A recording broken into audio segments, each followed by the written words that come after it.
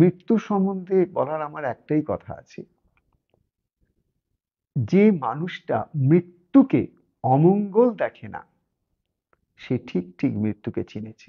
যেমন আমি একটা উদাহরণ দিতে পারি, আমাদের মধ্যে কেউ এমন কেউ আছে যে একটা গভীর সুন্দর নিদ্রা যার খুব প্রয়োজন, একটা মানুষ যে থাকে থাকান একদম, হ্যাঁ, very very tired, needs rest badly. During the time when he was deeply asleep, do you know? He didn't even know whether he or he didn't or she didn't know সে কোথায় আছে, কি করছে, কে পুরুষ নারী কিচ্ছু তার খেয়াল নেই।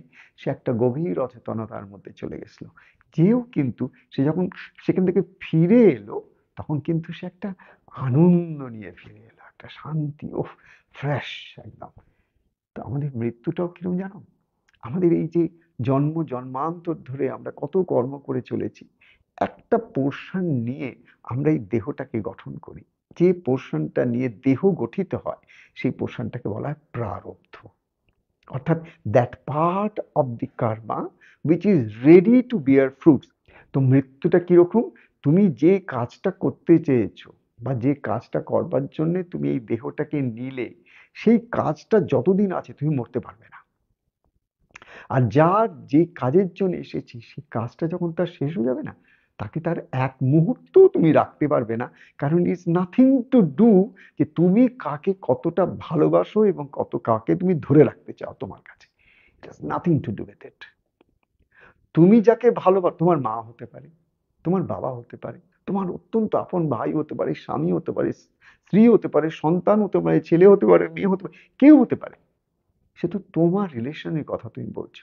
কিন্তু প্রকৃতির দৃষ্টিতে কি জানো, প্রকৃতির দৃষ্টিতে এই ইন্ডিভিজুয়াল নয়, প্রকৃতির দৃষ্টিতে সে দেখছে এর যে প্রারব্ধ কর্ম আছে, এতদিন ধরে এই কর্মগুলো ক্ষইতে ক্ষইতে ক্ষইতে ক্ষইতে এখন একদম টিপ এন্ড এসে পৌঁছেছে। আর তো আর সময় নেই, এবার তাকে চলে যেতে হবে। কেন? তার কর্ম ফুরিয়েছে। যার কর্ম ফুরোয় তার শ্বাসও ফুরোয়। যার শ্বাস ফোরায় কোনো ডাক্তারের ক্ষমতা নেই, অতুল ঐশ্বর্যেরও ক্ষমতা নেই, সব থেকে বেস্ট হসপিটালের ক্ষমতা নেই একটা সেকেন্ড এক্সট্রা তাকে বাঁচিয়ে রাখে। এটা সম্ভব নয়।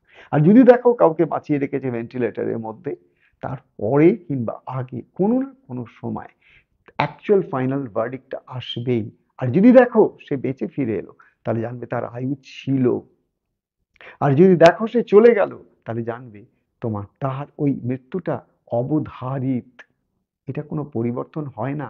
একটা মানুষের নিদ্রার যেমন প্রয়োজন আছে, দিয়ে একটা নতুন সকালবেলা ফ্রেশ ডে দেখার জন্যে, ঠিক তেমনি একটা মানুষের পুরনো বা একটা সেরকম বডি যেটা তার আর কোনো কাজ নেই, সেই বডিটার পরিবর্তে তার একটা নতুন বডির প্রয়োজন আছে, যে বডিতে সে হয়তো আরো নতুন নতুন অভিজ্ঞতা, নতুন নতুন কাজ, নতুন নতুন তার জীবনের একটা দর্শনের দিক খোলার আছে। তাহলে তাকে ভগবান সেই পথেই নিয়ে যাবেন। এখানে এত দুঃখ করার কিছু নেই, এত অমঙ্গল ভাবার কিছু নেই।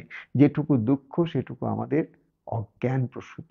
যদি জ্ঞানের দৃষ্টিতে কেউ দেখতে পারে, তাহলে সে দেখবে যে মৃত্যুর পারে একটা এমন সুন্দর দুনিয়া আছে, যেখানে যেখানে কেবল শান্তি আর শান্তি, যেখানে কেবল আনন্দই আনন্দ। এবং তাই যদি আমি জানি, তাহলে আমার এত দুঃখ করার কিচ্ছু নেই। এটাই আমি বলবো regarding death and after life. এইটা যদি তুমি জানো, তাহলে তুমি ভাববে যে না, তাহলে আমি যখন জীবন্ত অবস্থায় আছি, বিফোর আই ক্লোজ, আমি যখন জীবন্ত অবস্থায় আছি, তখনও কিন্তু তোমায় খেয়াল রাখতে হবে আমারও যে কোনো সময় কিন্তু মৃত্যু আসবে। Any time, anywhere, any day. কেউ আমাকে সেদিন কিন্তু বাঁচাতে পারবে না, যেদিন actual final knock has come. কিন্তু যতদিন আমি বেঁচে আছি, দ্যাট ইজ ইয়োর চ্যালেঞ্জ। তুমি কি সেইভাবে বাঁচতে চাও যেভাবে বাঁচলে মৃত্যুর সময় তোমার রিগ্রেটস হবে? বা তুমি আজকের দিনটা সেইভাবে বাঁচতে চাও যে আজকে সকালবেলা তোমাকে অ্যানাউন্স করেছে আজ রাত্রিবেলা 8টার সময় তুমি চলে যাবে, আজ সকাল থেকে রাত্রির 8টা পর্যন্ত তোমার সমস্ত কর্মগুলো ভগবানমুখী হয়ে যাবে, সমস্ত কর্মের মধ্যে সচেতনতা এসে যাবে, প্রার্থনা এসে যাবে, কত কিছু এসে যাবে যেটা তোমার অন্যদিন আসে না। তুমি দেখবে আস্তে আস্তে করে তোমার মধ্যে আস্তে আস্তে করে ওই চেতনার জাগরণটা তোমাকে নিয়ে চলে যায় একটা অন্য জগতে। নর্মালি তুমি কিন্তু এতটা কনসিয়াস হও না, খালি তোমাকে বলা হয়েছে আজকে সন্ধ্যা 8টার সময় তুমি এই দেহ ছেড়ে আবার পরকালের পারে সেই সেই দেশে তুমি চলে যাবে। So be prepared for it. তখন তোমার চিন্তা ভাবনা সবকিছু পাল্টে যাবে, সবকিছু পাল্টে যাবে। মৃত্যু অমঙ্গল নয়, মৃত্যু আমাদের বাঁচতে শেখায়। যে মৃত্যুকে প্রত্যেক দিন দেখতে পায় সে আজকের দিনটা ভীষণ সুন্দর করে বাঁচে। এই নয় যে ও খারাপ, সে খারাপ, আমি খারাপ, ও খারাপ, এসব কোনো কিছুর মধ্যেই সে যায় না। কেন যাবে?